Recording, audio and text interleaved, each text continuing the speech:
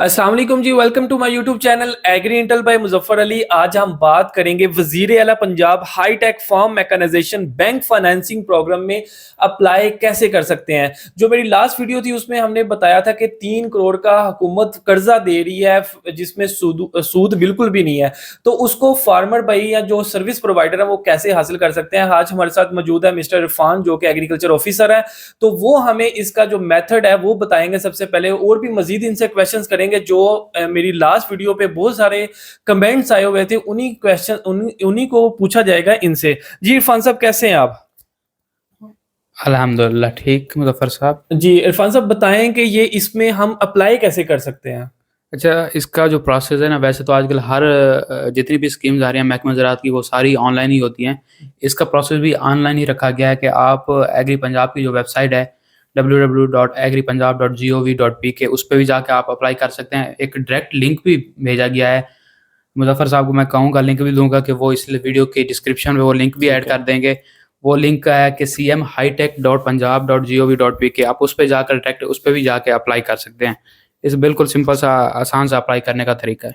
Okay, और next हमारा question है कि ये जो प्रोजेक्ट है इसे हम अगर देखें मुल्क की पॉइंट ऑफ व्यू से कि हमारे मुल्क को इस प्रोजेक्ट से कितना फायदा होगा, उसको आप किस पॉइंट ऑफ व्यू से देखते हैं? अच्छा ना, जो जब ये प्रोजेक्ट डिस्कस हुआ था, जब शुरू ये प्लानिंग में चल रहा था, तो उस वक़्त एक वेरी इंपॉर्टेंट पॉइंट था कि 1980 के बाद जो है ना, हमारे यहाँ फार्म मैकेनाइजेशन एक किस्म की रुक गई थी। हमारी नई मशीनरी बिल्कुल नहीं आ रही थी।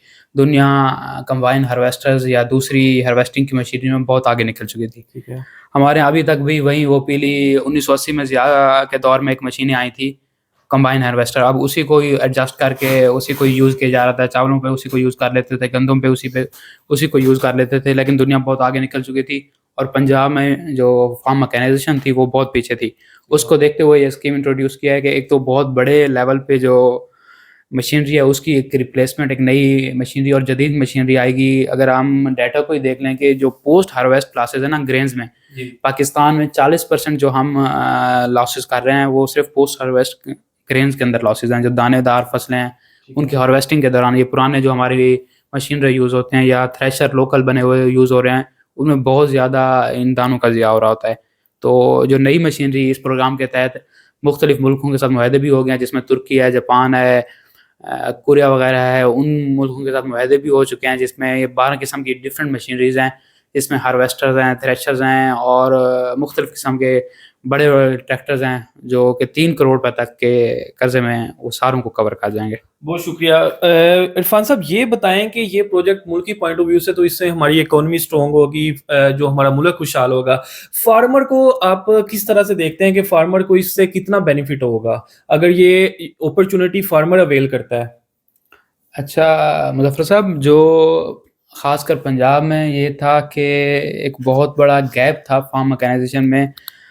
फार्मर एक तो वक्त के साथ साथ ज़मीनें तकसीम दर तकसीम होते होते बहुत छोटी हो गई। अब हमारा एवरेज फार्म साइज़ जो कि पंजाब का है, अगर 2025 का हम डाटा निकालें तो उसमें एवरेज फार्म साइज़ 5 एकड़ रह चुका है, बल्कि 5 से भी अब नीचे आ गए हैं। ठीक है। तो जब भी कोई मशीनरी की हम प्रोजेक्ट लेके आते थे, महकमा ज़राअत लेके आता था, तो मसला ये आता था कि एक फार्मर जिसकी 4 एकड़ ज़मीन है, 5 एकड़ ज़मीन है, वो तो ट्रैक्टर वो अफ़ोर्ड ही नहीं कर सकता, उसको रख ही नहीं सकता, उसको चलाने का खर्चा है, उसका ड्राइवर का खर्चा है, उसकी देखभाल है। तो वो सबसे बड़ी हर्डल थी कि अब फार्मर वो खरीद ही नहीं सकता था। ठीक है। तो दुनिया दुनिया में जिस तरह चल रहा होता है कि पूरी अब अगर अमेरिका में देख लें या चाइना में देख लें, जितने भी कंट्रीज़ हैं ना, वहाँ पे फार्मर जो है ना मशीनरी नहीं खरीद सकता। ठीक है। वहाँ भी चाहे बड़े फार्मर्स भी है ना, वहाँ पे वो इस किस्म का कांसेप्ट नहीं है कि वो फार्मर मशीनरी खरीदेगा। वहाँ पे होते हैं service providers. Service providers machinery खरीदते हैं, वो किराए पे जाके फार्मर्स को मशीनरी देते हैं। ओके। तो इसी को देखते हुए भी महकमा ज़राअत पंजाब ने ये प्रोजेक्ट शुरू किया कि अब बजाय हम छोटे फार्मर्स को मशीनरी डिस्ट्रीब्यूट करें, जो कि वो ले भी नहीं सकता, वो अफोर्ड भी नहीं कर सकता, हम इस दफ़ा जो है ना बड़े जो सर्विस प्रोवाइडर्स हैं या जो बड़े फार्मर्स हैं ना, या कोई ऐसे खासकर एग्री ग्रेजुएट्स हैं या इस किस्म का बिजनेस जो एग्रीकल्चर के रिलेटेड बिजनेस शुरू करना चाहते हैं, उनको ये कर्जा दिया जाएगा, ये लोन दिया जाएगा, जो कि बगैर इसमें किसी किस्म का कोई सूद शामिल नहीं है। वो कर्जा दिया जाएगा ताकि एक तो उनका रोजगार शुरू हो सके और दूसरा वो किसानों को जो है ना जदीद ज़री मशीनरी की सर्विस प्रोवाइड कर सकें। बहुत शुक्रिया। अच्छा, मुझे ये बताइएगा कि ये कर्ज कब कब और कैसे वापस करना होगा और कौन सा बैंक इससे जो ये प्रोजेक्ट लेके इसे रन करेगा? अच्छा, जो अप्लाई करने का तरीका तो मैंने पहले बता दिया है कि cmhitech.punjab.gov.pk पे आपने जाके अप्लाई करना है। ठीक है। बिल्कुल सिंपल सा तरीका है, ऑनलाइन आपका अप्लाई हो जाएगा। उसके बाद एक प्रोसेस आपका चलेगा जिसमें आपके पास कोई आप डिफ़ॉल्टर ना हो, आप पहले लोन ना ले चुके हों। ठीक है। और अगर आप सर्विस प्रोवाइडर हैं तो सर्विस प्रोवाइडर के लिए एक और भी शर्त है कि वो महकमा ज़राअत का जो फील्ड विंग है उसके पास रजिस्टर्ड होना भी चाहिए। ठीक है। वो अपनी रजिस्ट्रेशन करवाएं और उसके बाद उनका वो एनटीएन नंबर वगैरह भी होना चाहिए, क्योंकि एक बहुत बड़ी स्कीम है जिसमें 3 करोड़ रुपए तक का लोन दिया जाएगा, तो उसके लिए एनटीएन लाजमी होता है। बिल्कुल। उसके अलावा जो इसकी किस्तों की बात है ना, तो जी। ये 5 साल की इस पे किस्तें बनाई जाएंगी। ओके। वो फार्मर्स को देखते हुए, अगर फार्मर या सर्विस प्रोवाइडर वो जितना चाहे वो 5 साल तक की किस्तें करा सकता है। इसमें किस्तों की जो वापसी होती है वो समाई से शशमाई 3 महीनों में भी बनाई जा सकती हैं, 6 महीनों में बनाई जा सकती हैं। ओके। ये फार्मर पे डिपेंड करेगा या सर्विस प्रोवाइडर पर कि वो कौन सा प्लान चूज करते हैं। इसमें मैं पंजाब बैंक जो है ना, वो महकमा ज़राअत के साथ हर किस्म की जो सपोर्ट होगी वो प्रोवाइड करा होगा, और लोन भी बैंक ऑफ पंजाब देगा। ओके।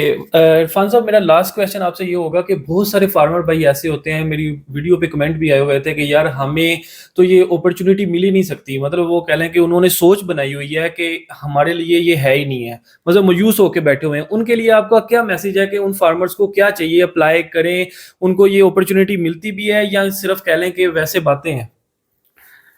सर, ये जो अपॉर्चुनिटी है या पिछली जितनी भी महकमा ज़राअत की स्कीमें चल रही हैं पिछले 2 साल से आप देख लें, 1 साल से देख लें, वहाँ एक तो बिल्कुल जो ह्यूमन इन्वॉल्वमेंट थी उसको ज़ीरो कर दिया गया है, वो ऑनलाइन सारा प्रोसेस होता है। जी। एक थर्ड पार्टी जिसको PIDB Punjab information and technology board, वो सारे कुरानंदाज़ियाँ कराता है, वो सारा प्रोसेस वो करता है।